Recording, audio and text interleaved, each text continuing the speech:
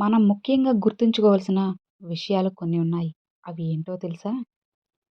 నువ్వు చేసే పనిని నీ అంతరాత్మకు సమాధానం చెప్పుకోగలిగితే చాలు. అందరికీ నచ్చేటట్లు చేయాలి అంటే దానికి నీ జీవితకాలం సరిపోదు అని నువ్వు తెలుసుకోగలగాలి.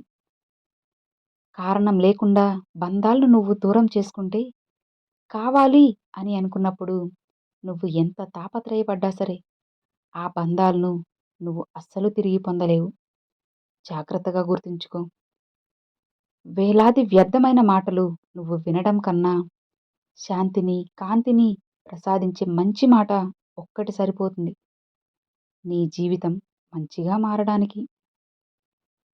గౌరవం అనేది వయసును బట్టి ఉండదు, సంస్కారాన్ని బట్టి ఉంటుందని నువ్వు తెలుసుకో. తాటి చెట్టు ఎంత పెరిగినా సరే దాని కింద ఒక్కరు కూడా నిలబడరు. అదే మర్రి చెట్టు చిన్నగా ఉన్నా సరే దాని కిందే అందరూ నీడ కోసం నిలబడతారు. అర్థమైంది కదా? నువ్వు ఎంతున్నావు, ఎంత వయసు, ఎంత పొడవు ఉన్నావన్నది ముఖ్యం కాదు. నీ సంస్కారం ఎలా ఉంటుంది అన్నదే ఇక్కడ ముఖ్యమని నువ్వు గుర్తుంచుకోవాలి. నువ్వు ఎలా బ్రతకాలో తెలుసా? మనల్ని వదిలేసిన వాళ్ళకి మనం గుర్తుకు వచ్చినప్పుడల్లా ఇంత మంచివాడినా నేను ఎందుకు వదిలేశామా అని బాధపడేటట్లు జీవించాలి. అది అసలు సిసలైన జీవితం అంటే. గుర్తుంచుకోండి, అసూయతో బ్రతికే వారికి సరైన నిద్ర ఉండదు. అహంకారంతో బ్రతికే వారికి సరైన మిత్రులుండరు. అనుమానంతో బ్రతికే వారికి సరైన జీవితమే ఉండదు. నిజమే కదా? ఎక్కడైనా ఎప్పుడైనా సరే ఇతరులతో అవసరమైతేనే మాట్లాడు, లేదా నిశ్శబ్దంగా ఉండు.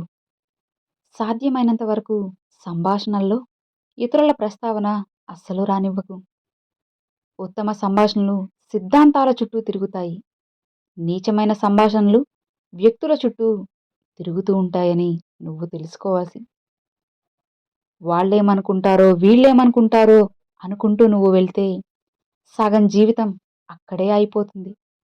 అసలు నువ్వేమనుకుంటున్నావు అది నువ్వు తెలుసుకోవాలి.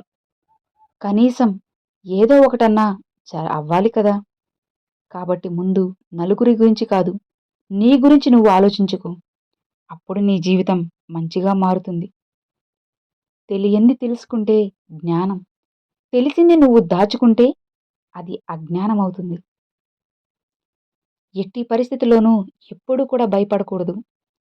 నీలో ఉండే భయాన్ని ఎప్పుడూ పారద్రోలాలి. నువ్వు ఇతరులపై అస్సలు ఆధారపడకూడదు. నువ్వు చక్కగా ఉండాలనుకుంటే ఇతరుల నుంచి సాయాన్ని ఆశించకూడదు. అదే నీ స్వేచ్ఛకు చిహ్నం. గతాన్ని తలచడం మానుకో. భవిష్యత్తు గురించి కలలు కను. ప్రస్తుతంపై మనసు లగ్నం చెయ్యి. అర్థమైందా? మంచి జీవితం కోసం నువ్వు చేయాల్సిన ముఖ్యమైన పనులు ఏంటో తెలుసా? నువ్వు పూజించాల్సిన తొలి దైవం తల్లిదండ్రులు. నీలో రాకూడనది విరక్తి. నీలో ముఖ్యంగా ఉండాల్సింది ఓర్పు, బుద్ధి. మంచి గుణం, మన్నించే గుణం. భయంకరమైన రోగమేంటో తెలుసా? అత్యాశ. ఆపదను తెచ్చేది నీ అతివాగుడు అని నువ్వు తెలుసుకో. ఇక నువ్వు చేయాల్సిన పని సాయం చేయాలి. చేయకూడని పనులు ద్రోహం చేయకూడదు. నువ్వు వదిలేయాల్సింది ఏంటో తెలుసా? వాదన.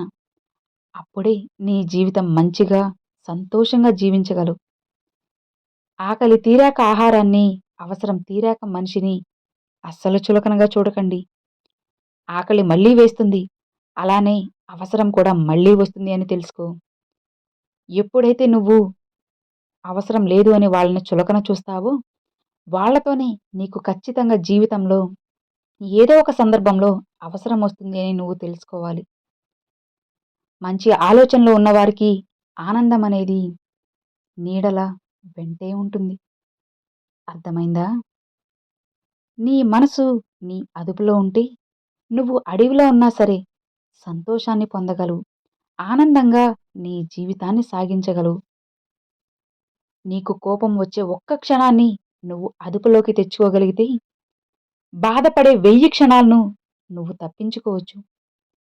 కోపమే మనిషి పతనానికి అసలైన కారణమని నువ్వు గుర్తుంచుకో. ఒక మనిషి గురించి మరొక మనిషికి జీవితాంతం గుర్తుండిపోయేవి రెండే రెండు. ఒకటి చేతితో చేసిన సాయం, ఇక రెండు మాటతో మనసుకు చేసిన గాయమని నువ్వు గుర్తుంచుకో. అన్ని రోజులు మనకి అనుకూలంగా ఉండవు. మనది కాని రోజున మౌనంగా ఉండాలి. మనదైన రోజున అన్నిటికీ తప్పకుండా సమాధానం దొరుకుతుంది. కాస్త ఓపిక పట్టి చూడు.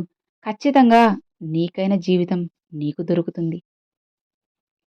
ఆనందంగా ఉండేవారు తమ దగ్గర ఉన్నదాని గురించి మాత్రమే ఆలోచిస్తే, ఆనందంగా ఉండలేని వాళ్ళు తమ దగ్గర లేని వాటి గురించి మాత్రమే ఆలోచిస్తారు.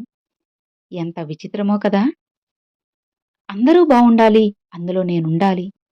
సాయం చేసేవాడు దేవుడు, మంచిగా మాటలు చెప్పేవాళ్ళు గురువు, నీతిగా బ్రతికేవాడే మనిషి. నిజమే కదా! చావడానికి ఒక్క క్షణం చాలు, ధైర్యం ఉంటే చాలు. కానీ బ్రతకడానికి జీవితాంతం కావాలి. అసలు నిజమైన మరణమంటే ప్రాణం కోల్పోవడం కాదు, ధైర్యాన్ని కోల్పోవడం. 100 సమస్యలు నిన్ను వేధిస్తున్నా గుండె ధైర్యం అనే ఒకే ఒక ఆయుధం అన్నిటికీ కూడా సమాధానం చెప్పగలదు. నువ్వు దాచిన రూపాయి నిన్ను ధనవంతుణ్ణి చేస్తుంది. అదే దానం చేసిన రూపాయి నిన్ను ధర్మాత్ముడిగా మారుస్తుంది. ధనమనేది కాటి వరకే వస్తుంది. కానీ ధర్మం దైవం కాళ్ళ దగ్గరకు నిన్ను తీసుకువెళ్తుంది అని గుర్తుంచుకో. ఎప్పుడూ కూడా ధనం వెంట పరిగెట్టకు. ధర్మం చేస్తూ ఉండు. అది నీకు ఖచ్చితంగా ఎన్నో రెట్లు పుణ్య ఫలితాన్ని అందిస్తుంది. నీకే కాదు, నీకు, నీ కుటుంబ సభ్యులకు కూడా మంచి జరిగేలా చేస్తుంది. అర్థమైందా? ఒక మనిషి గురించి మరొక మనిషికి జీవితాంతం గుర్తుండిపోయేవి రెండే రెండు. సాయము, అలానే మన మాటలతో ఇతరుల్ని బాధపెట్టడం. ఈ రెండిటి నుంచి తప్పించుకోవడం ఎవ్వరి వల్ల కుదరదు. ఈ 2 విషయాలు మనిషి జీవితాంతం గుర్తుంచుకుంటారు. ఈ లోకంలో ఏదీ శాశ్వతం కాదు. కాబట్టి నిన్ను నువ్వు ఒత్తిడికి గురి చేసుకోకు. ఎంతటి గట్టి పరిస్థితినైనా సరే ఏదో ఒక రోజు మారిపోక తప్పదు. ఇప్పుడు నీకు కష్టాలుండొచ్చు. కానీ రేపు అనేది ఎలా అయితే మారుతుందో అలానే కష్టకాలం కూడా సంతోషంగా మారుతుంది. భగవంతుడిపై నమ్మకంతో ఉండు. ఖచ్చితంగా ఆ భగవంతుడు నీకు ఏదో ఒక దారిని, ఏదో ఒక రూపంలో కనిపిస్తారు. అప్పటి వరకు కాస్త ఓపికతో ఉంటే చాలు. అన్నీ ఆ భగవంతుడే జరిపిస్తాడు. అర్థమైంది కదా! Thanks for watching friends.